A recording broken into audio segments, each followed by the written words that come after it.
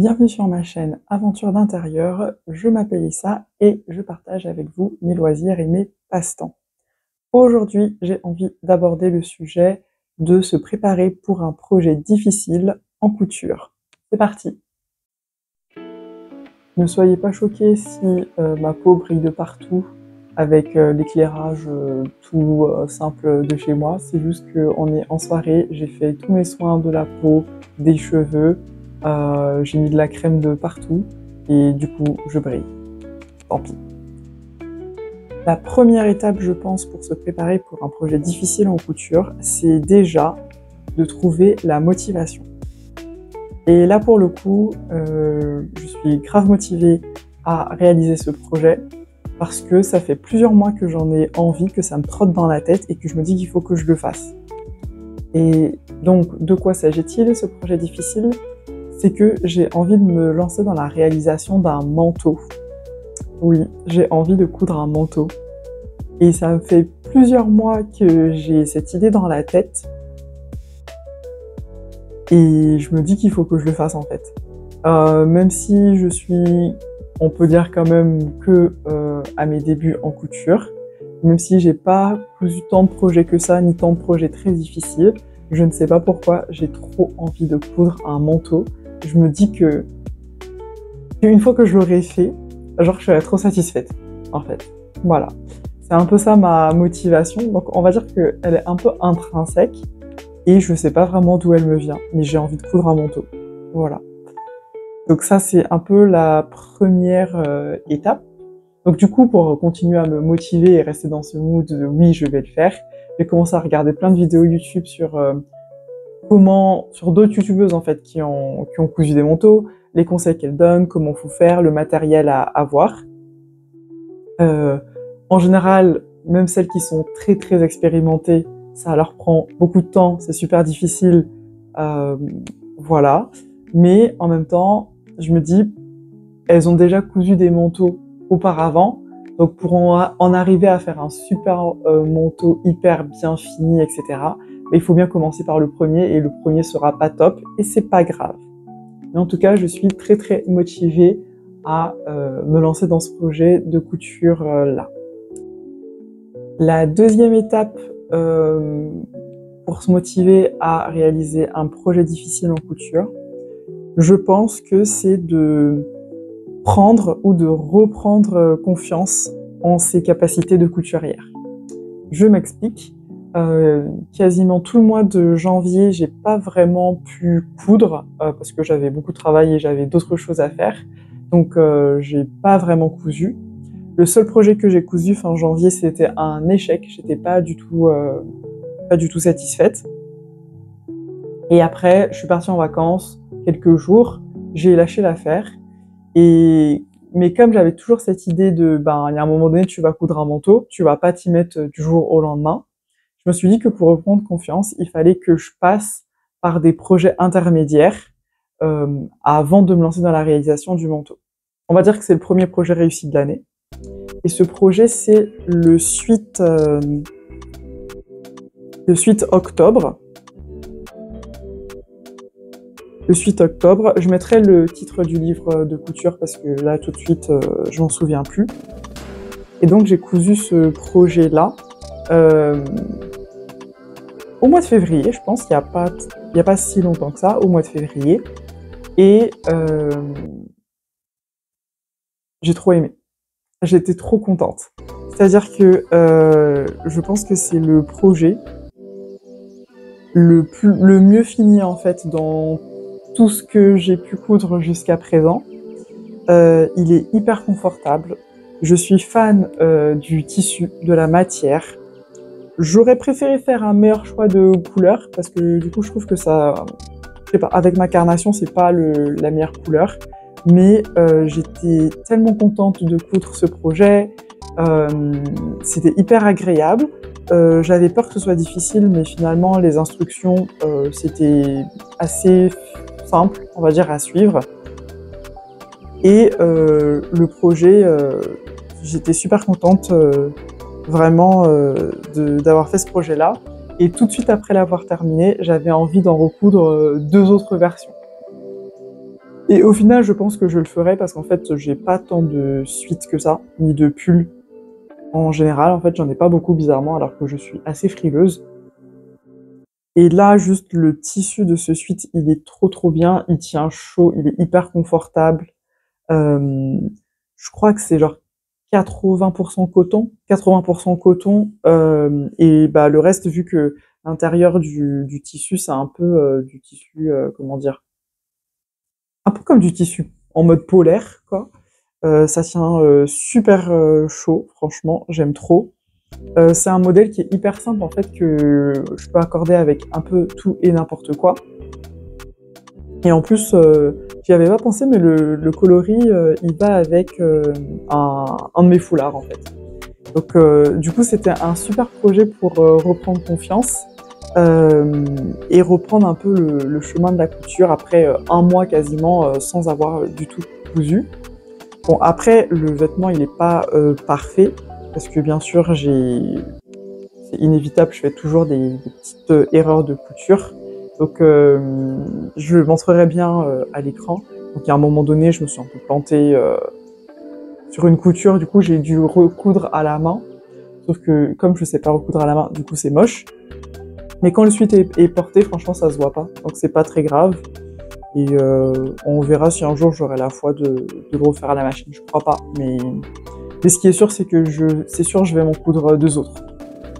Exactement avec la même matière, bien chaude. Et ça fera des super pulls, enfin suite pour l'hiver.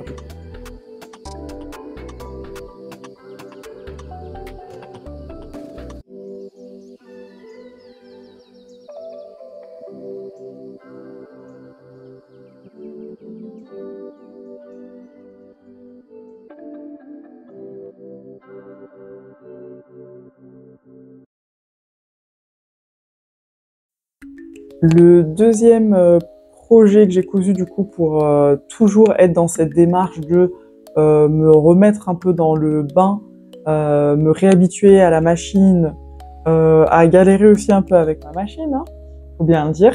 J'ai décidé de recoudre un projet que j'avais déjà cousu, qui est le pantalon Joey.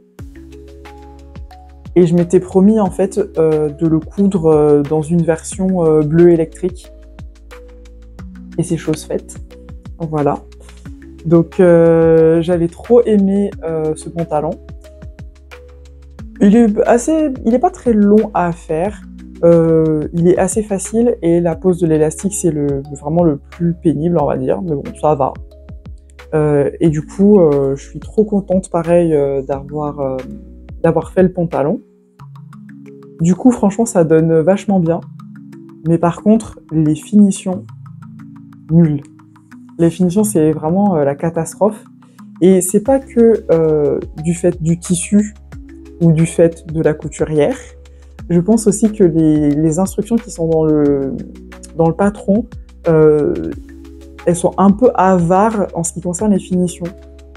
Donc par exemple, ici, la petite ceinture décorative en fait qui est sur le pantalon, là, j'ai laissé comme les instructions en fait comme elles sont données dans le patron. Bah en fait ici c'est pas cousu. Genre elle nous indique pas en fait la créatrice comment est-ce qu'on termine cette partie-là. Donc je me souviens sur la première version, j'avais bricolé un truc et au final c'était pas très joli. Donc là je me suis dit que j'avais laissé comme ça parce que quand le pantalon est porté, ça se voit pas trop. Mais voilà quoi. Enfin, je veux dire, à l'intérieur, vraiment, les finitions sont pas terribles du tout. Et le patron, qui est quand même réputé pour les débutants, est plutôt facile. Il accompagne pas énormément sur la partie finition, voilà. Donc c'est un peu dommage, mais franchement, quand le pantalon il est porté, franchement, il donne trop bien. Donc c'est pareil, je suis super contente d'avoir un nouveau pantalon.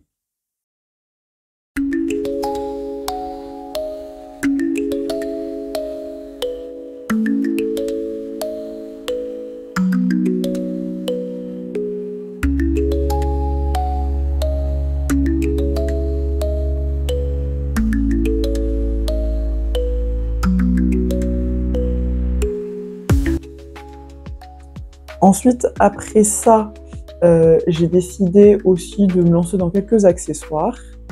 Donc là, c'était vraiment pour utiliser mes chutes de tissu parce que j'avais, entre guillemets, épuisé mon budget couture pour le mois. Donc j'ai réalisé, alors je sais pas si on dit bonnet, charlotte, voilà, mais en tout cas, c'est des petits accessoires pour avoir de quoi dormir, pour protéger mes cheveux la nuit. Donc là, l'endroit est en coton, les deux. Donc le coton, c'est bien sûr pas ce qu'il y a de mieux pour protéger ses cheveux, mais c'est tout ce que j'avais. Et en fait, à l'intérieur de chaque bonnet, par contre, j'ai mis du satin de coton. Donc vraiment, c'est un projet, c'est des projets 100% recyclage de chute. Je pense que si vous avez vu d'autres vidéos couture de moi, vous reconnaîtrez ce tissu-là que j'ai utilisé pour plein de projets. Et donc j'étais bien contente d'avoir ces deux-là.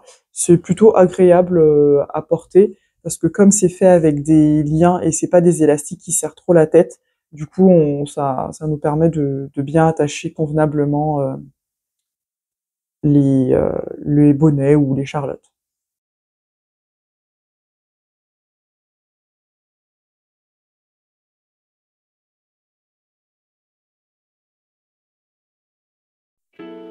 La troisième étape que j'ai entreprise pour me préparer à coudre un manteau, ça va être de m'équiper en conséquence. Au moins ce que je peux faire, quoi.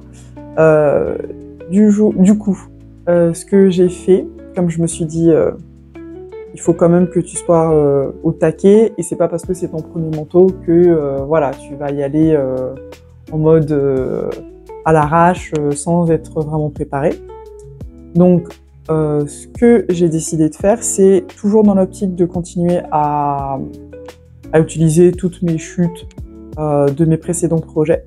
J'ai réalisé des coussins de repassage ou coussins de tailleur pour me permettre en fait de repasser en fait convenablement les courbes du manteau. Donc là, j'ai réalisé ce coussin-là. Voilà. Donc les deux faces, c'est du coton. C'est juste que sur la face bleue, en fait, le coton il est plus épais, le tissu il est plus épais. Et sur la face ocre, il est plus léger. Et donc c'était trop simple en fait à faire. C'était plutôt sympa. Ça m'a permis quasiment de recycler toutes mes chutes de couture. Je les ai casées en fait dans ces deux coussins de repassage. Et je suis bien contente de l'avoir fait en fait. Je pense que je vais l'utiliser bien sûr pour le manteau. Mais je pense que je pourrais le réutiliser pour d'autres projets. La seule problématique, c'est que pour les tissus qui sont épais, je pense que ça va, mais par contre, si j'ai un tissu qui est un peu fin, c'est pas très homogène en fait la surface du coton. Donc si je repasse dessus, j'ai peur que ça prenne un peu les irrégularités du coussin. Mais voilà, pour un tissu, pour un manteau, de la laine, bon, je pense que ça ira bien. Donc voilà mes petits coussins de repassage.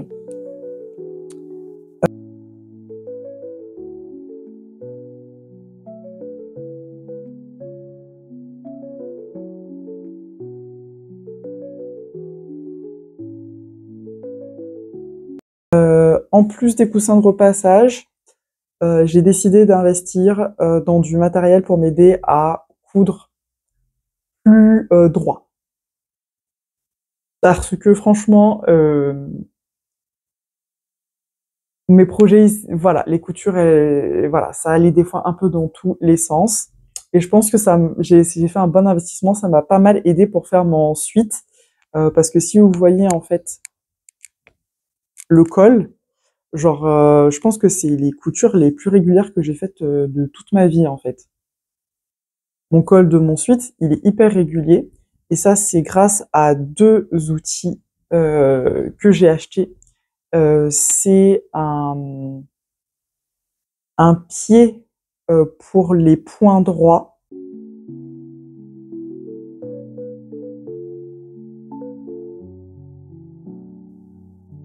il y a déjà ça.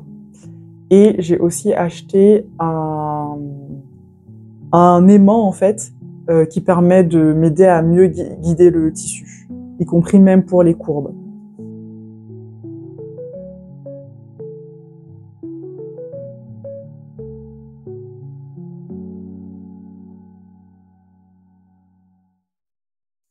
Et franchement, les deux ensemble, super combo. Donc je suis assez contente. Le seul petit souci, c'est que du coup, il faut s'habituer à quand tu passes en zigzag, à bien changer de pied, parce que du coup, j'ai flingué une de mes aiguilles. Mais sinon, ça va, je suis bien satisfaite d'avoir ces accessoires-là pour m'aider en fait un peu dans ma couture et à faire des choses qui sont plus régulières. Voilà, le but c'est pas de se dire que je vais être une experte ou même de me dire que sans ça, je vais m'exercer à coudre à la dure et tout. Non, non, on veut se faciliter la vie, donc j'ai acheté mes petits accessoires. Ensuite, dernière étape pour se préparer à coudre un projet difficile, et ben c'est déjà de choisir le projet et de planifier, de budgéter, de voir comment est-ce que tout ça va se passer. C'est tout simplement prévoir et planifier en fait le projet. Donc déjà, quel patron je voudrais faire. Et là, je vais déjà briser une de mes résolutions de début d'année. Je m'étais dit que je n'achèterais pas de patron parce que j'ai un livre avec plusieurs patrons de couture déjà à l'intérieur et que je peux me contenter de cela. Néanmoins, cependant, par contre, le manteau qui est proposé dans le livre ne me convient pas du tout. Il faut que j'achète un patron. Et donc, j'ai fait tout Internet à la recherche de patrons de manteaux pas trop difficiles. Et en fait, c'est pas si simple que ça, parce que les manteaux qui sont d'un niveau facile, eh ben, j'aime pas le style, en fait, en général, de ces manteaux-là. Donc ça va être des... Je sais même pas comment décrire, mais c'est tout le style de manteau très facile et tout, vraiment, ça me convient pas, ça me plaît pas. Donc j'en reviens un peu sur la même problématique qu'avec le patron qui est dans mon livre. Du coup, je suis un peu obligée d'aller dans un niveau un petit peu plus élevé. J'ai essayé de trouver du coup des patrons de manteaux plutôt pour des niveaux intermédiaires, sachant que moi je suis débutante. Et donc j'ai flashé sur un modèle de manteau. Et je pense que ça fait bien 1 ou 2 mois, je change pas d'idée en fait. À chaque fois, je le regarde et je me dis, voilà, celui-là, il peut être vraiment sympa. Du coup, il faut que je prévoie de l'acheter. Là, je l'ai pas encore acheté parce que je suis pas encore dessus. J'ai voilà. Mais en tout cas, je le mettrai à l'écran. Donc c'est le manteau. Je crois que le modèle c'est Ohana. Le manteau Ohana. Et la marque qui crée, c'est Shaku. Je connais pas spécialement la créatrice, mais en tout cas, elle a plein de patrons très sympas sur son site. Mais moi, ce qui me tentait vraiment, c'était ce manteau-là. Donc, je sais pas, je le trouve original. En plus, j'aime bien la couleur qu'elle a utilisée pour la photo pour illustrer son patron. Donc je pense que c'est même sûr en fait que je vais partir sur ce manteau-là. Après, il y a quand même pas mal de techniques de couture que je ne sais pas faire.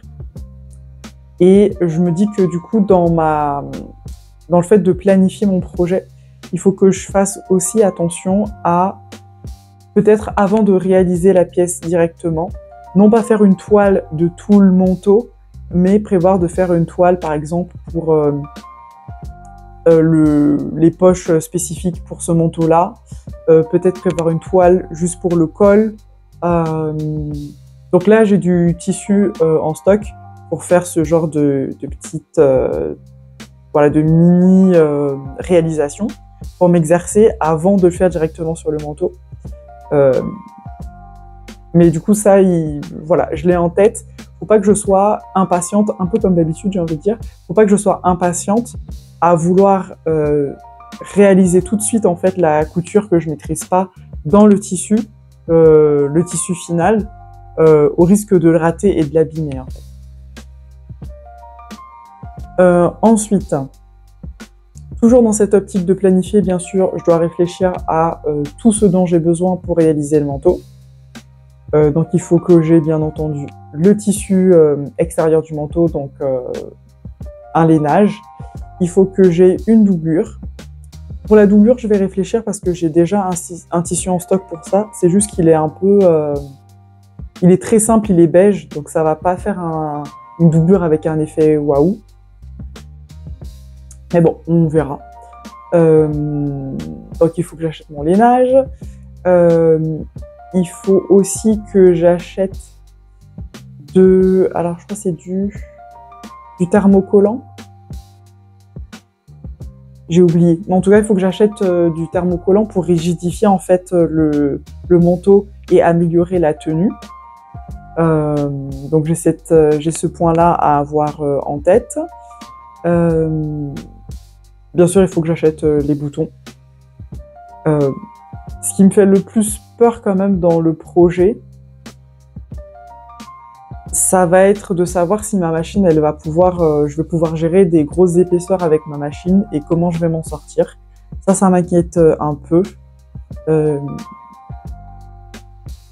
Mais voilà, à part ça, je me dis que même si ça va être difficile, je vais apprendre plein de trucs parce que ce sera la première fois, je pense, que je doublerai un vêtement. Ce sera la première fois, je crois, que je ferai des poches paysannes. Et en plus, le manteau, il y a pas mal de courbes dessus et c'est pas du tout mon truc. Les courbes, c'est plus facile quand c'est tout droit.